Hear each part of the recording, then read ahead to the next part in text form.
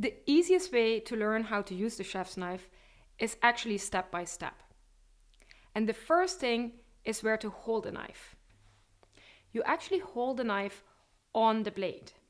So you make a V and you put your index finger on one side and your thumb on the other. The rest of your fingers loosely grip the handle. This is called the pinch grip because I'm actually pinching the blade. The pinch grip will give you the best control over the knife and it won't feel as big. Now you know how to hold the knife, it's actually important that you place it on the board correctly. And you actually place it in a 45-degree angle from your body. The knife will be a natural extension of your arm and you can cut for a very long time without getting tired. Now you know how to hold the knife and where to place it on the board. I'm actually going to show you how to use it. So you start with the tip of the knife on the cutting board. Then you move backwards and you go down. You move forwards with the back of the knife on the cutting board and you lift back up. As you can see, there's always a point of the knife on the cutting board. Your hand and the blade are now riding a circle in the air. Now, what is the other hand going to do?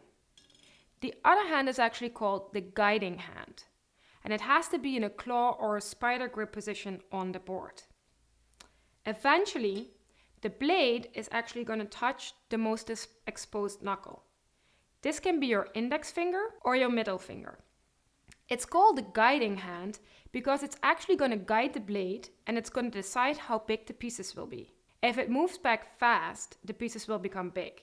If it moves back slow, the pieces will become small. We're going to cut some produce. So see how I'm putting my hand over the knife? That's so I won't cut myself. Now I'm putting the celery in the right position on the board so the knife can actually be in a 45-degree angle. I'm starting on the tip and then I'm moving backwards, and while coming down and forwards, I'm actually starting the circular motion. There's a few things that are important. The first one is that you want to actually go all the way down on each motion. So you really want to make sure that you finish the motion so each piece gets cut cleanly. You want to always cut with the back of the knife. You only use the front of the knife when you're cutting something really big. Don't put your finger on the blade.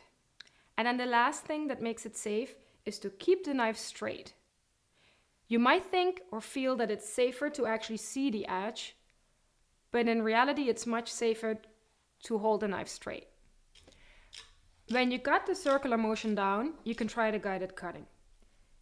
So you put your hand in a claw position on the produce and you touch the blade. The hand moves back and the blade keeps following the knuckles. It's really important to make sure that everything is behind that knuckle that is actually touching the blade. Another knife that can be used for the same purposes as the chef's knife is the sentoko.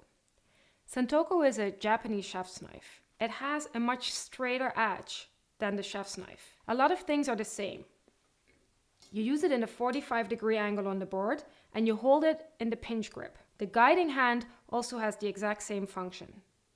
What's different is the motion. Because the edge is straight, you actually drop it to the board and slightly forwards like this. When you have the motion down, you can use the guided cutting again. Make sure nothing is exposed beyond the knuckle that's touching the blade. And go slow. With the sentoko you can be extremely fast, but you want to practice first. Now you know how to use the most important knives. You really want to use the chef's knife or the sentoko 90% of the time. This will make any cutting job much easier and faster. Which of the knives you use, that's personal preference. And a lot of people like to have both on hand.